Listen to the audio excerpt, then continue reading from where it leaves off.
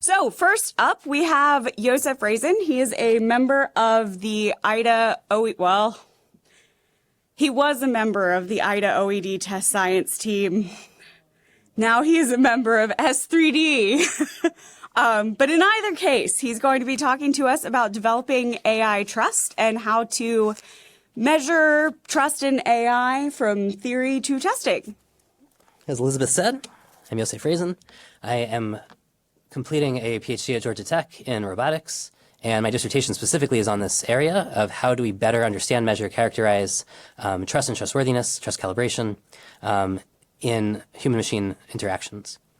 And this work, or this presentation, is mostly derived from a paper I published in the Journal of Test and Evaluation, the ITEA journal, with my co-author, Dr. Kristen Alexander, who is formerly DOT&E. This has to be updated. And this work really is focusing on getting us on the same page about what we're talking about with trust and trustworthiness. It's a fairly controversial topic, actually, in the DoD. So it's important to kind of be very clear what we're talking about. And I'll take questions at the end. So the Honorable Deputy Secretary of Defense, Kathleen Hicks, has talked a lot about AI trust. Basically, anytime she talks about AI, the word trust or trustworthiness has come up. I really love this quote that was to one of the service academies. Our operators must come to trust the outputs of AI systems. Our commanders must come to trust the legal, ethical, and moral foundations of expendable AI. And the American people must come to trust the values their Department of Defense as integrated into every application. You can also see trust and trustworthiness come up in a lot of other documents. The executive order, the new one on AI from the White House, is literally titled Safe, Secure, and Trustworthy Development and the Use of Artificial Intelligence.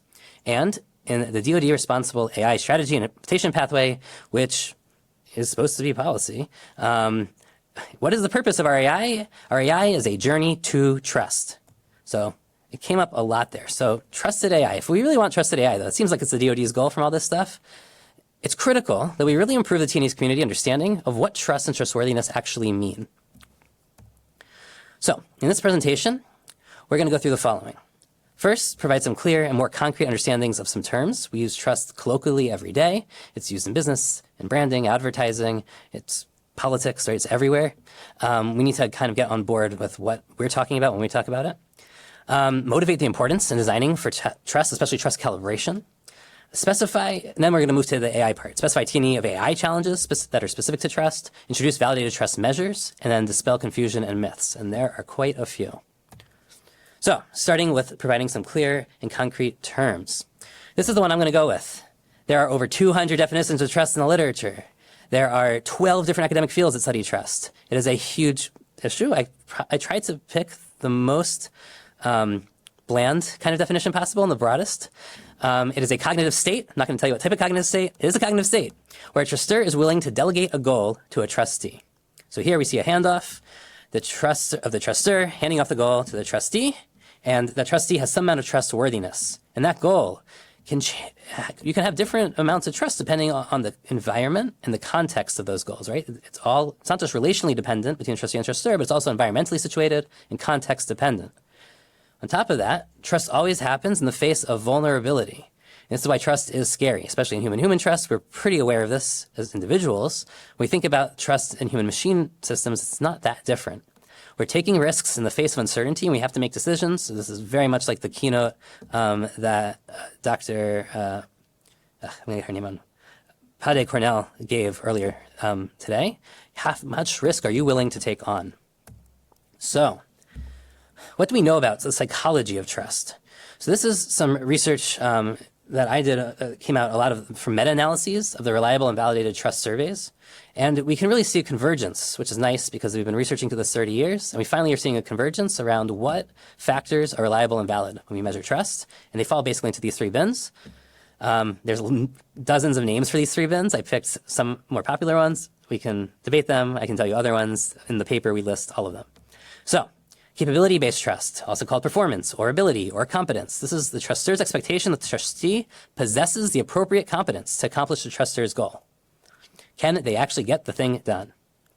But there's other parts of this, right? There's also something that's called structural trust, or in human-human terms, integrity, This is my expectation of a trustee, that they'll adhere to norms and morals and laws and standards and ethics, but more importantly, not just like maybe the government's ones, but also my personal ones, how I would understand a situation and how I would follow, let's say, the law to four-way stop sign, which was a huge problem in the early autonomous cars, and they didn't know what to do. You need to know how to program that, how to understand that, what trust looks like in those things. There's a third type of trust.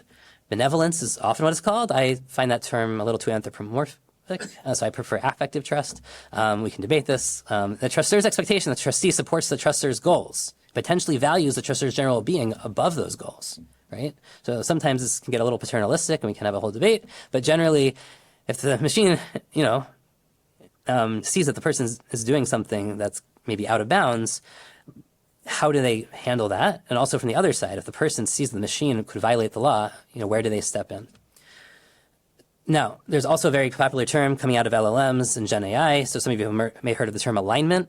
Alignment is very similar to structural and affective trust. Depending on who defines alignment, it can be either one is the problem. So I prefer not to use that as a title here, but it's maybe something that people have heard of. But this is trust, but what should be our goal here? Do we want to maximize trust? So generally, if you heard Adam's talk earlier, no. Our goal, especially in T&E community, is to get calibrated trust. We want the trust to match how much the person is trustworthy. We don't want to overtrust them or undertrust them. If you overtrust, that means that the person or system probably will fail you because they can't support the amount of trust you're putting in them.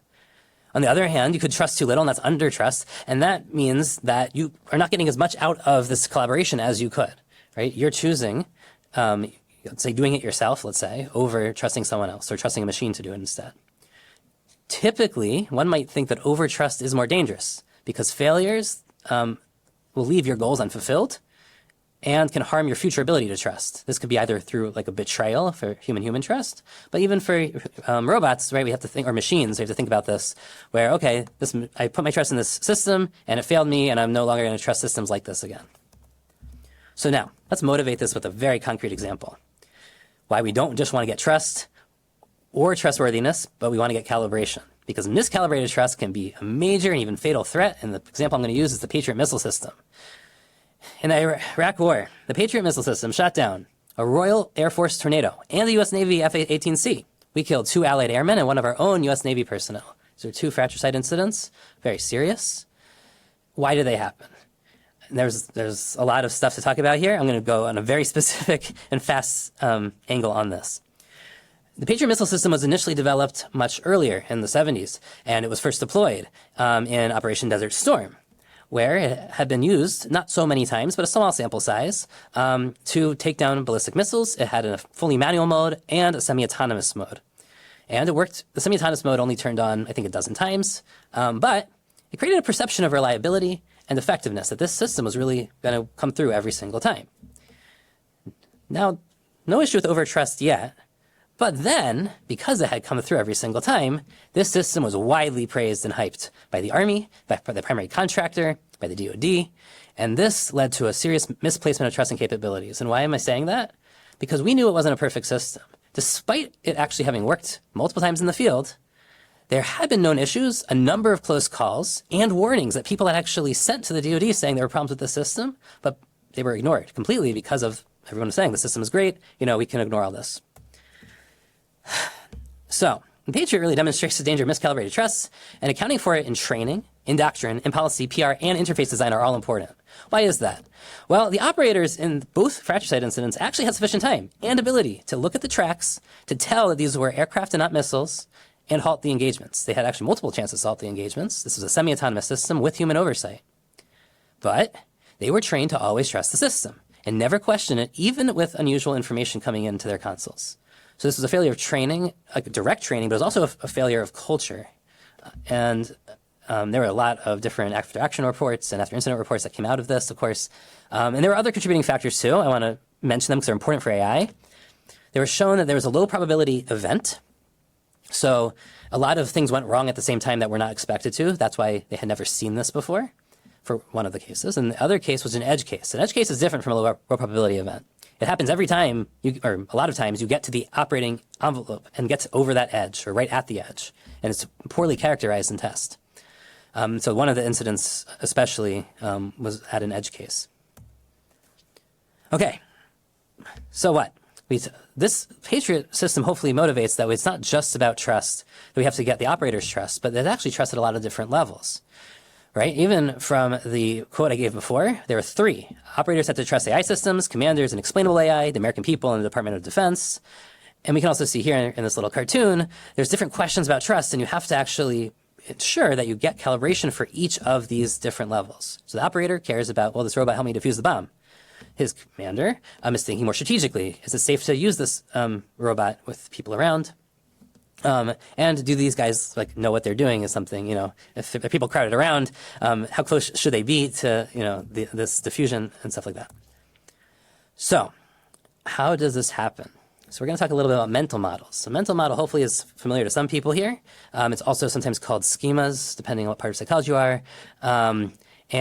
They just generally support understanding what a system does and the basics of how it works. And it's not just by watching. A lot of people focus on the monitoring of the system, especially actually in testing.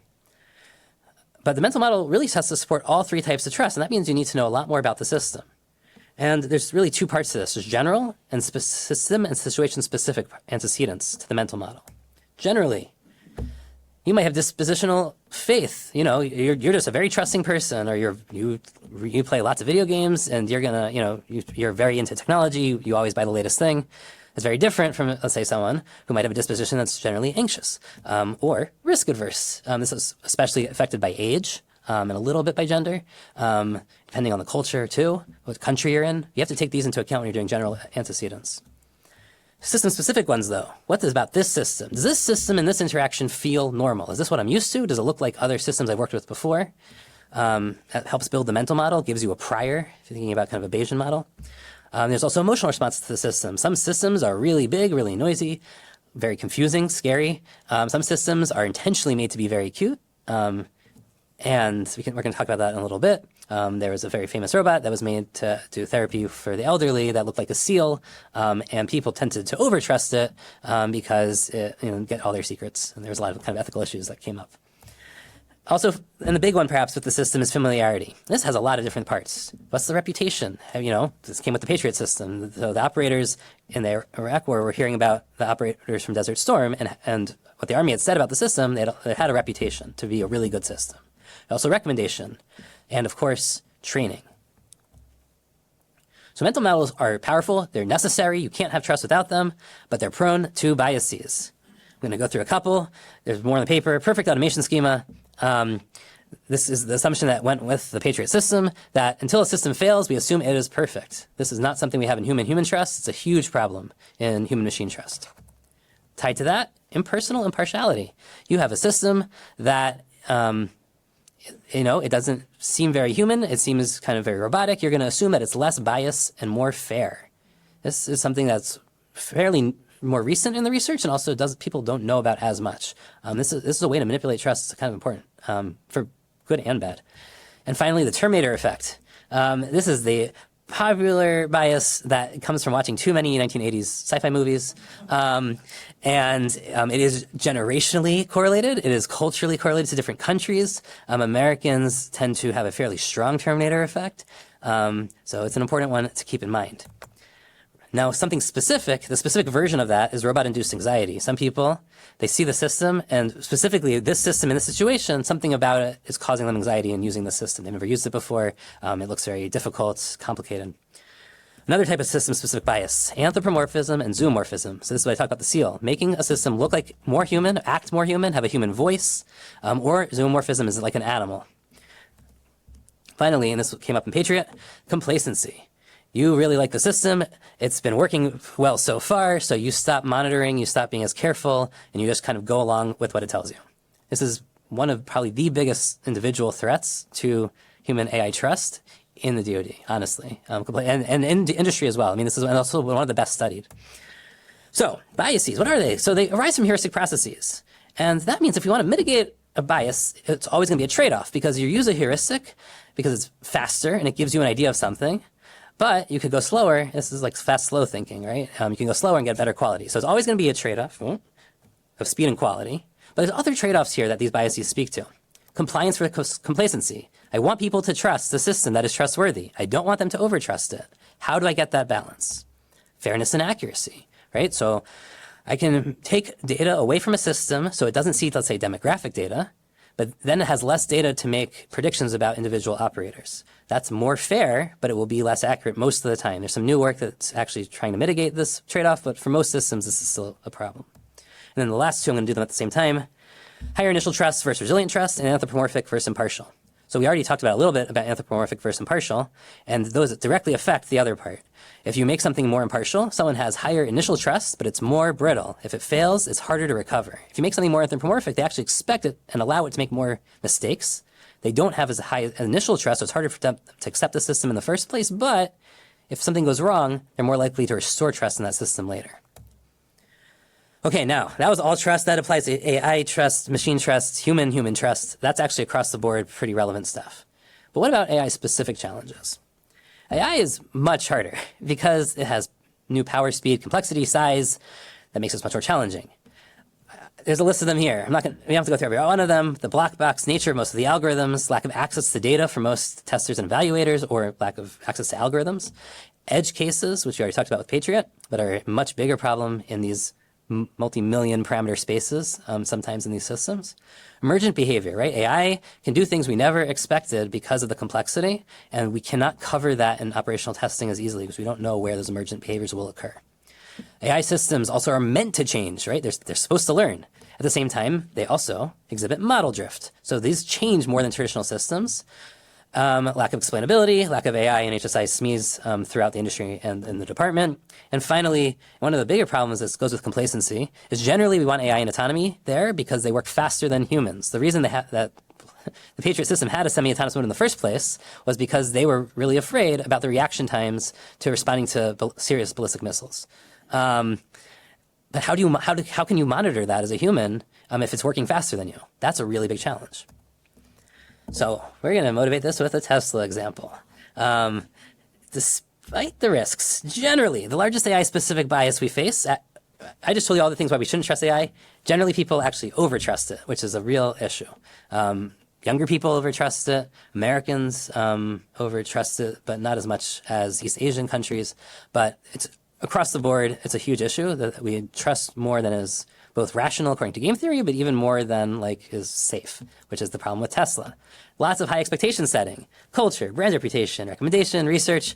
Wow, it's the most trusted semi-autonomous or autonomous car company in the US by 2020. People take that and the hype from it and then start over-trusting it. Hey, I'm going to drive hands-free. That's not what they told you to do, but we can start, and this is going to lead to a really serious negative spiral, right? Where you're going to have more accidents because of overtrust. Now, for most people, hopefully, they learned, hey, I need to keep one hand on the wheel. I get calibrated trust, user experience through feedback and training and hearing news stories about people being stupid. But what happened? Tesla is no longer the most trusted AI autonomous vehicle company. It's down to number 5, I believe. And this mostly came out of an NHTSA report, NHTSB report, that these were actually having more accidents because people were believing the hype and over-trusting the vehicles. And that, of course, really damaged their reputation to some degree. There's still lots of Teslas out there. But this really showed that trust was more brittle and non-resilient than Tesla was looking at. Again, our goal is to not maximize trust, but that is the goal of most companies and contractors and vendors. They want you to buy their product. They would love you to maximize trust and not look at calibrated trust. For T&E, that's not an option. Some little fun research findings toward the end here. These are important. Most systems for that initial trust, you need to get to 70 to 85% to even have this conversation. If they're below that for capability-wise, there's not much of a conversation. They're not there yet. But once they reach that, you're in real trouble because that system performance can degrade. There's actually some great experiments just done at, I think it was Penn State and UMass Amherst that showed that even in where risks were fatal risks, people would trust a degraded AI system or robot down to 40% capability before they abandoned it. So most of the people in those experiments died, which was kind of shocking. We also know that trust is contagious. Once it's established in one part of a system, people start applying it to other parts of the system.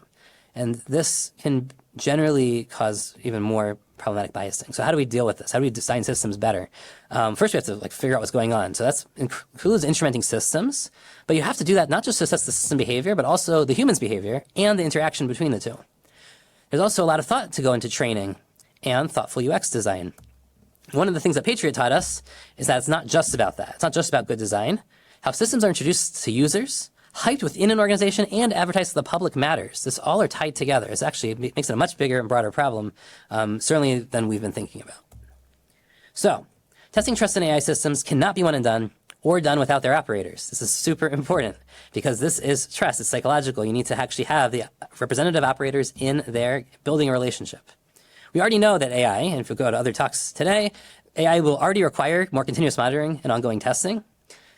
But trust, which is dynamic and contextual and relational, also needs to be iteratively reassessed. So it should be part of the AI test either as a spectrum or testing to the left and right. But we have to think about trust much more throughout this process. Finally, as I said, testing system operator interaction requires sufficient time to actually build trust. It's relational. You can't just do it in 5 minutes or 10 minutes or a one-off necessarily, depending on the system. So how do we actually go about this? Trust calibration. Right now, we need both sides of the equation. We need trust and trustworthiness. So for trustworthiness, hopefully these will be pretty straightforward to people of some T&E background. We basically need to instrument systems and tests to evaluate whether the system is capable of fulfilling the designers, the operators, and commanders' goal when deployed correctly. And that means you get trust and trustworthiness. You look at that for each of those levels. And you also have to be able to deploy the system correctly and test it by those who are meant to operate it. Can't all be golden teams. Or cadets just out of the academy. You actually need nice representative samples.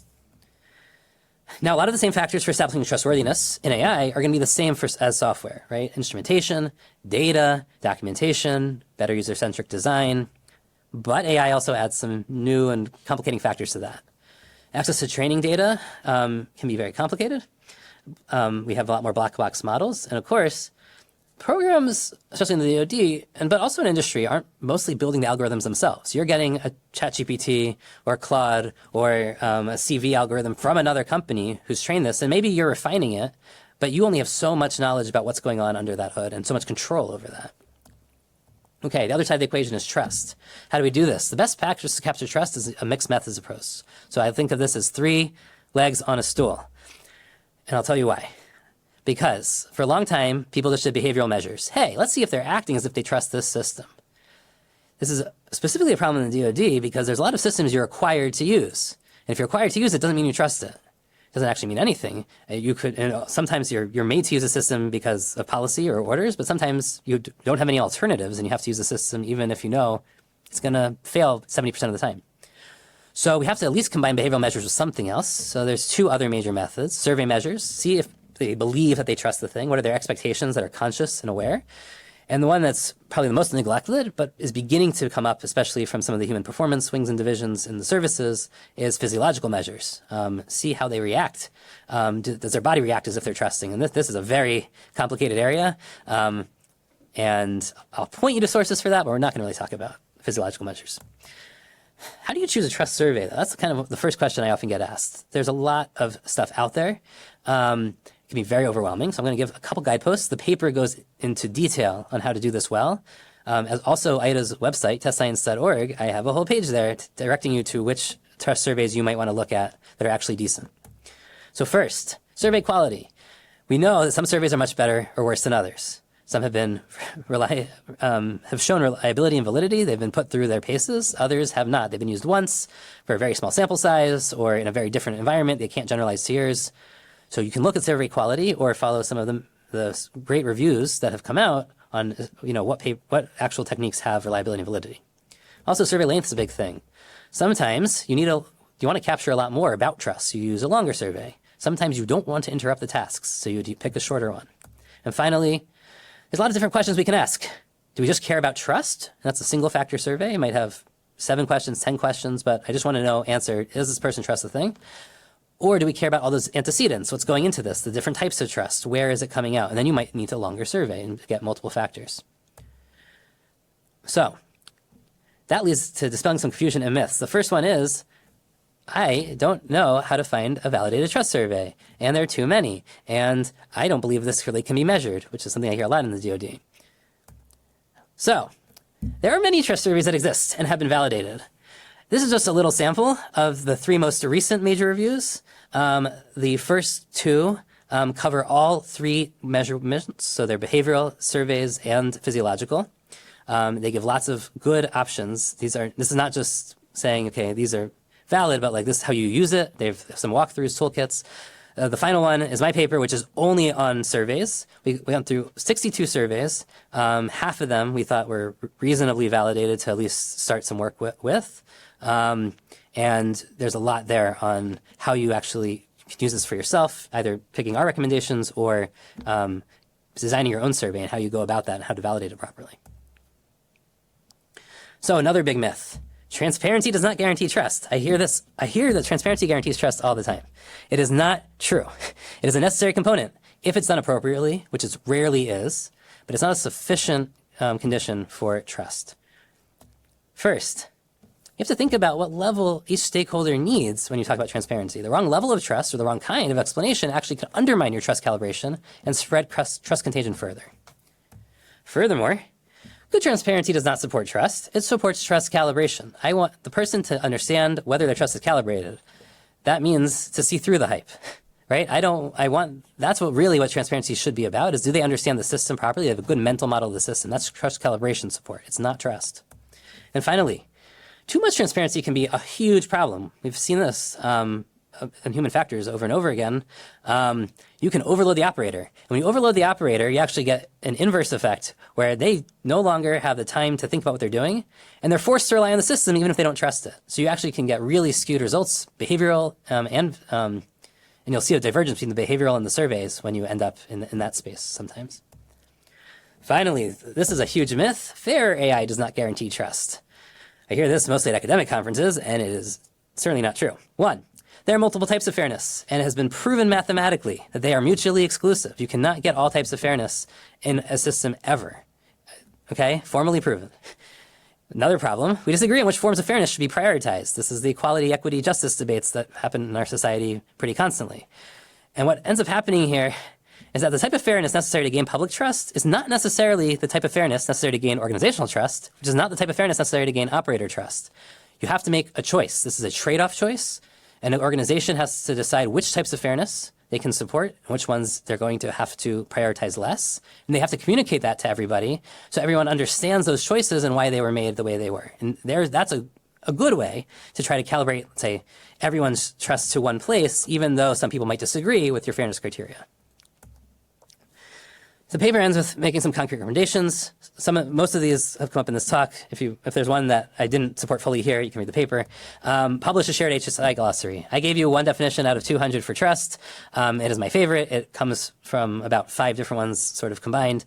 But if you look at the NIST AI glossary, if you look at the LLM index, everyone has their own thing within DoD, much less academia. We need to get some on the same page. A lot of times I hear assurance, validation, and trustworthiness kind of used interchangeably. They aren't quite interchangeable. That itself would be a useful project. Encourage the use of quality trust surveys. They exist. We need to make sure that people know about them. Validate new measures for triangulation. So one of the open questions in research is, okay, now I have the 3 legs of the stool. How do I know how correlated they need to be to actually make a conclusion on my triangulation? Another open area of research, we can measure trust, we can measure trustworthiness. There's a lot less on actually figuring out how different scales should correlate with each other from both sides of that equation. There's some really great work coming out of Bayesian epistemology at the moment, but it is somewhat early, I would say, and that definitely needs more funding and research. Shift left, you've heard this a couple of times probably today. We need to bring operators in earlier so they're part of the design process, which helps not just the system conform more to what their needs and goals, which helps with capability trust, but also it then creates a core people who can make recommendations through the service or the department and say, hey, this system was really good. We can advocate for it. Also shifting right, as I said, this is relational. We're going to have to test iteratively into sustainment. Budgeting. This is a huge issue because trust happens too late in the process. Usually this is an HSI thing, maybe an OT or the end of DT. this is part of shifting left. Budgeting for instrumentation and surveys earlier has to happen for this to work. And then training operators, testers, and decision makers.